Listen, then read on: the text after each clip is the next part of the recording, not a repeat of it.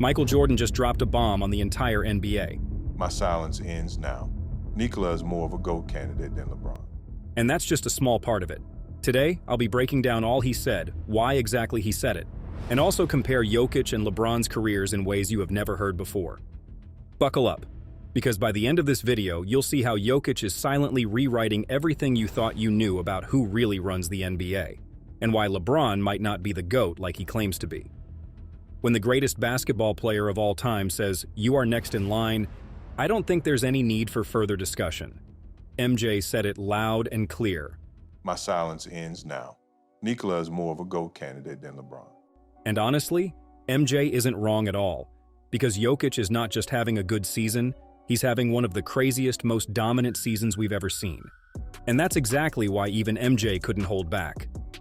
As of the end of last season, Jokic averaged 29.6 points, 12.7 rebounds, and 10.2 assists per game over 70 games. That already put him in elite category, because only Oscar Robertson and Russell Westbrook have ever averaged a triple-double across an entire season. And now Jokic has joined that club. But what's happening this year is even crazier. Right now, he's averaging about 29.6 points, 12.8 rebounds, and 11.1 assists, while shooting 62.6% from the field. True shooting, volume, efficiency, he's hitting it all without forcing anything. Advanced metrics make this even clearer. His player efficiency rating, estimated plus-minus numbers, are among the highest of any player in history. And he's not just putting up stats, he's elevating his entire team's performance. Denver's on and off numbers prove it. When Jokic is on the floor, the Nuggets have a net rating of plus 5.3. The team plays faster, smarter, and more consistently, and that's not an accident. He is literally the system. Take away Jokic and the team swings the other way, they drop to a 4.5 net rating. What's even crazier is that he's doing all of this while barely needing hype. No flashy promos, documentaries, or social media campaigns. He just shows up and drops something like 30 points, 15 rebounds, 12 assists, and walks off.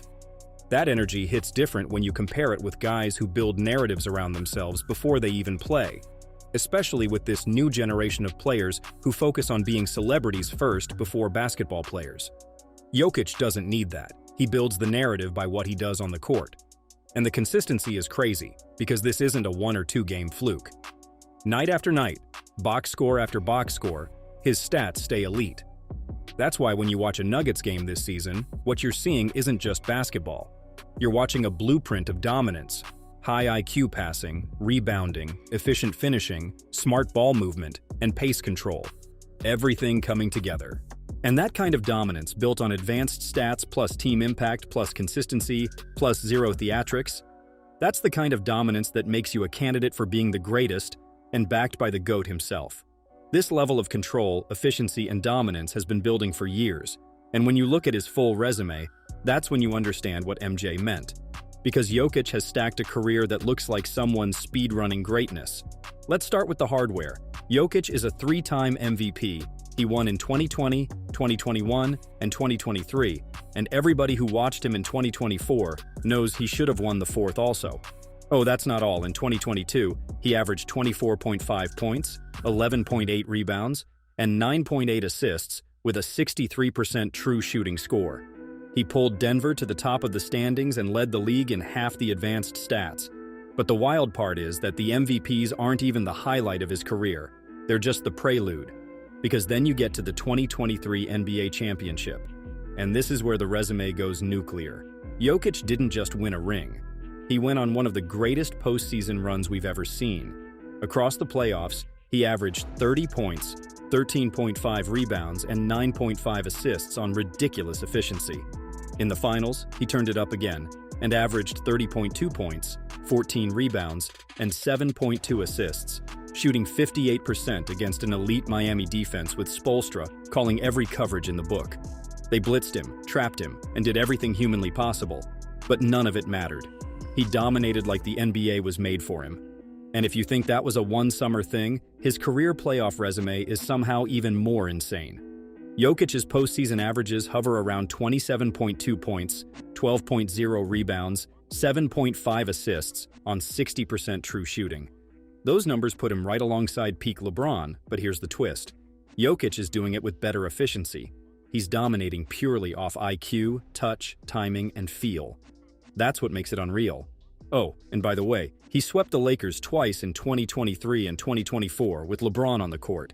Sent that team home like it was nothing.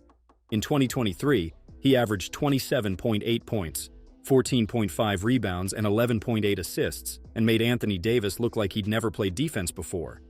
But it's not just the Lakers. Jokic has shredded every top 5 defense he's faced. He cooked Minnesota's so-called Twin Towers, Rudy Gobert, a 4-time Defensive Player of the Year, and Karl Anthony Towns, plus Jaden McDaniels, who's one of the best perimeter stoppers in the league. What of the Phoenix Suns with KD and Book? The Heat, the Clippers, the Suns, whoever. None of them have the personnel or the tactics to slow him down.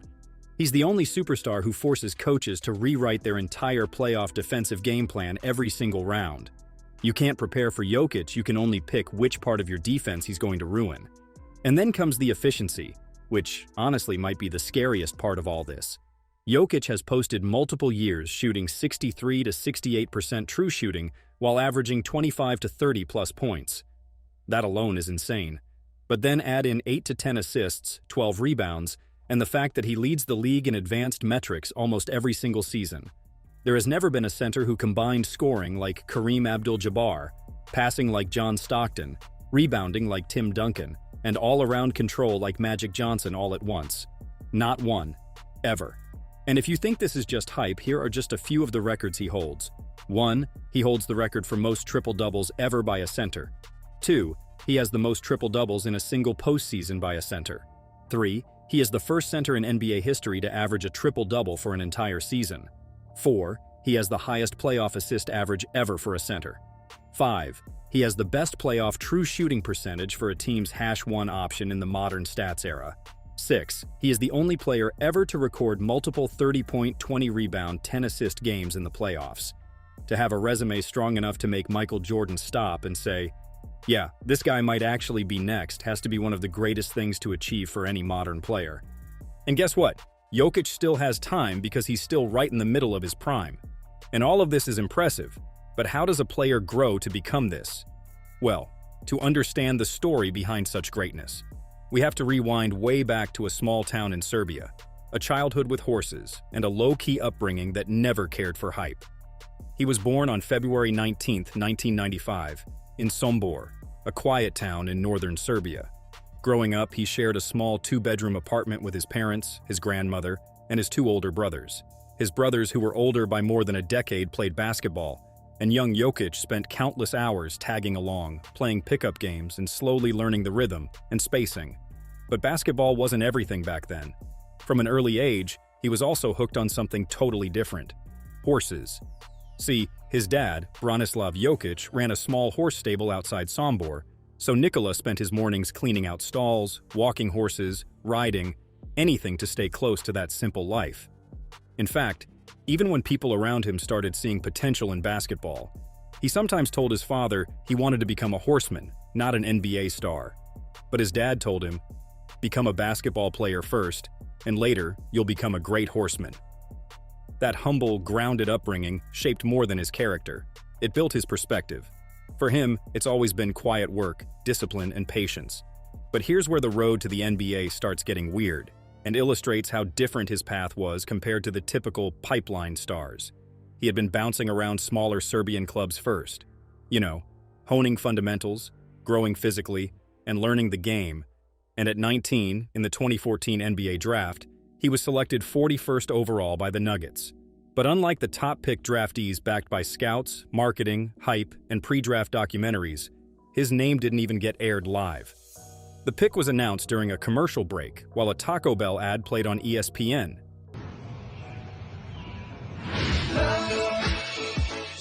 Two things you only dreamed would come together. A delicious cheesy quesadilla. For many, that would have stung. But for Nikola, it just added fuel to his drive, just like MJ did whenever he was disrespected or underrated. No wonder Jokic is getting MJ's approval now. When he first landed in Denver, he wasn't the big, strong athlete you see today. By his own admission, he struggled with basic strength. In interviews, he's joked about being that guy trying to hold a plank and almost falling over. But instead of panicking, he embraced it and got to work, learning, improving, and evolving. As his body changed, so did his style from raw size to refined skill.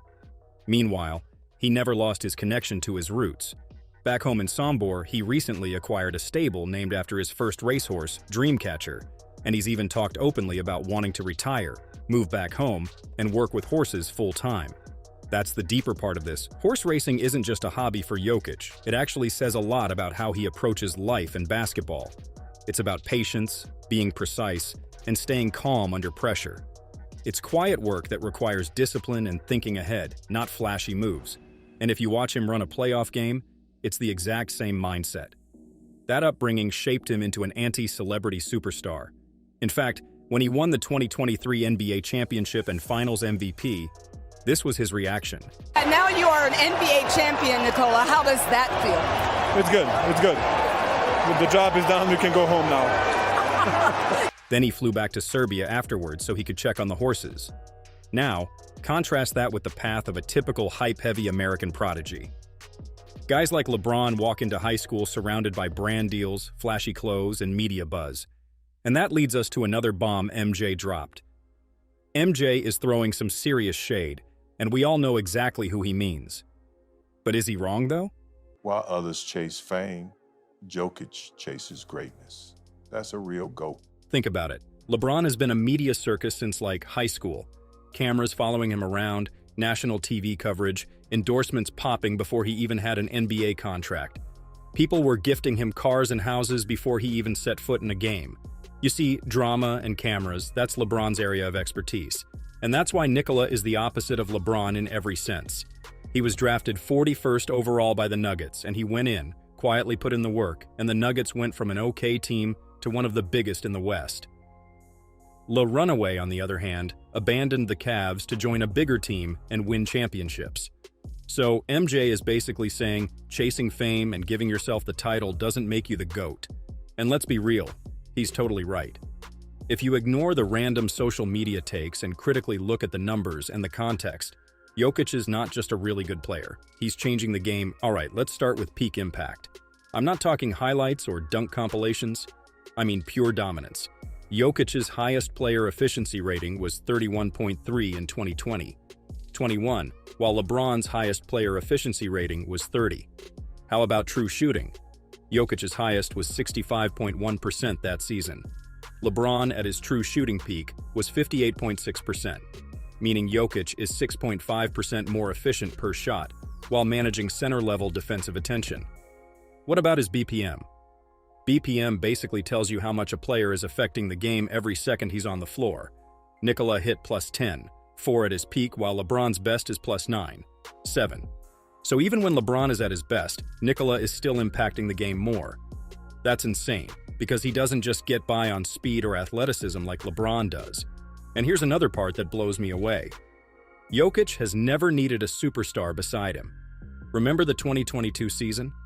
Even without Jamal Murray, Nikola still carried Denver to the second-best record in the West, turned Michael Porter Jr. into a star, and basically ran the team like he owned it. And it's not just Michael Porter. All of his teammates and former teammates admit how much of a beast he is on the court, and how much he makes other players better. In fact, Gilbert Arenas once said he'd pick Jokic over Giannis, Curry, or Wemby. You're going to go Jokic. You have to. In the whole league. Jokic over Giannis, Jokic over Wemby, Jokic over Curry, Jokic over, like the only... And it's not just teammates. Even Draymond Green, who was his opponent at the time, actually thanked him for improving his game. I just told him, thank you for making me better. It's absolutely incredible to play against a guy like that. Incredible talent. Just told him, thank you for making me better. But LeBron, he's a whole different story. He always needs the help of other superstars to elevate his own game. Look at the Lakers' 2021-22 season. Anthony Davis wasn't around, and suddenly the Lakers were struggling. Even in 2022, they brought in big names like D'Angelo Russell, and even had to bring Luka Doncic this year, just to make the offense click. Take away the co-stars, and LeBron's magic starts to fade. So when you stack it all together, peak efficiency, advanced metrics, playoff domination, breaking elite defenses, elevating teammates, and clutch consistency, Nikola has every tool in the box, while LeBron has high points, staying in the league for 20 years, theatrics, and forcing everyone to call him the greatest. But if you have watched the NBA long enough, you know that longevity doesn't equal dominance, marketing doesn't equal respect from legends. And MJ said it loud and clear. Jokic is a better candidate to be the greatest of all time compared to LeBron. But if you don't agree, just take some time to watch Jokic play. Watch him run the floor, orchestrate the offense, drop triple-doubles at absurd efficiency, dismantle defenses, and then watch LeBron and ask yourself who is better. And if you need some extra help deciding, here's what Joel Embiid, who is a beast of a center himself, had this to say. We're also dying to know what you two asked each other and said to each other during that last hug. I just thought him as the best player in the league. Kevin Durant even went further and called him not only the best player right now, but also one of the top 10 best players the league has ever seen. We weathered the storm all night. They're a physical team. They got arguably the best player in the world and top 10 player of all time in Jokic. Then there's the Greek Freak, a two-time MVP and Defensive Player of the Year, who openly praised Jokic for his basketball IQ and said he plays the game the right way and elevates everyone around him. And yeah, man, he just plays the game the right way. He's such a smart guy, great guy, and he plays for his teammates, and his teammates play for him. Dirk Nowitzki has also joined in and called Jokic the best player in the world. But I want to know what you think about when you see Joker play. You really got to say that he's maybe arguably the best player in the world. When you line these voices up, you realize it's not just individual admiration, it's a pattern. It's the league's own hierarchy telling you, Nikola is the best there is right now. He's earning respect from the people who actually matter in the NBA. And that, more than any highlight or stat sheet, tells you why the crown is shifting to Jokic. LeBron always needs the spotlight to feel alive, almost like he needs external validation that he's a superstar. From the weird movies to the endless Instagram posts and curated public appearances, the man's brand runs his life and every move is a storyline. If it ain't on screen, it's like it almost didn't happen for LeBron. He didn't chase greatness, he chased narrative, and honestly, that's what a lot of the media leans on when talking about him, not necessarily his job as a player. Strip away all the flash and suddenly you're questioning, would he still be this relevant if the cameras weren't on him? But in Nikola's case, he got MJ's backing, and you have to understand that MJ doesn't praise lightly, especially in public. The comparison isn't even close. One player built a brand first, hoping the wins would follow. The other built wins first. And the brand is just a side effect. That's why you hear Giannis, KD, and even Dirk calling him the best player in the world. All right, now I know some LeBron fans are going to come in the comments like always to try to bring up some points, so let's deal with them before they even hit. First off, longevity. Yeah, LeBron's been around forever. But we're talking peak dominance here. Nikola doesn't need 2 decades to prove he's elite. He's rewriting what a center can do right now. LeBron may stretch greatness across 20 years, but Jokic has done that in half the time, meaning he still has over 10 years in the NBA to add to what he has achieved. Then there's the scoring record argument. LeBron's racking up points, no doubt, but a lot of that comes from context. LeBron's greatest and probably the only significant asset he has is his athleticism, plus he's playing offense. Nikola's scoring with absurd efficiency, while being a center, and while still keeping his assist numbers insane. His passing efficiency in 2022-23, for instance, was among the highest ever recorded in NBA history for a center. While LeBron's playmaking relies more on his athletic advantage, Nikola's advantage is precision, IQ, and vision, not just speed and power. And people love to mention rings, but forget that LeBron got his rings from jumping from one super team to the next with no sense of loyalty or commitment. But Nikola, he's still early in his prime. He's already got a championship, a finals MVP, multiple MVPs, and he's doing so without any other superstar and remaining loyal to the team that drafted him into the NBA. If the Nuggets continue on this trajectory, Jokic would definitely surpass LeBron's hardware. Now, some people will call Nikola boring, because he doesn't do all the media hype and theatrics, but here's the thing. Effectiveness beats flash every time, and it just goes to show how confident he is in his abilities as a player. The fact that MJ literally pointed him out as chasing greatness over fame? That's validation that can't be bought. So yeah, LeBron fans can scream longevity, scoring milestones, and highlights all day, but if you compare both of them honestly and realistically, you have your answer. And that's the main point of this whole conversation. Nikola Jokic isn't just stacking stats, he's quietly dismantling every expectation. and proving that peak brilliance and dedication beats hype any day.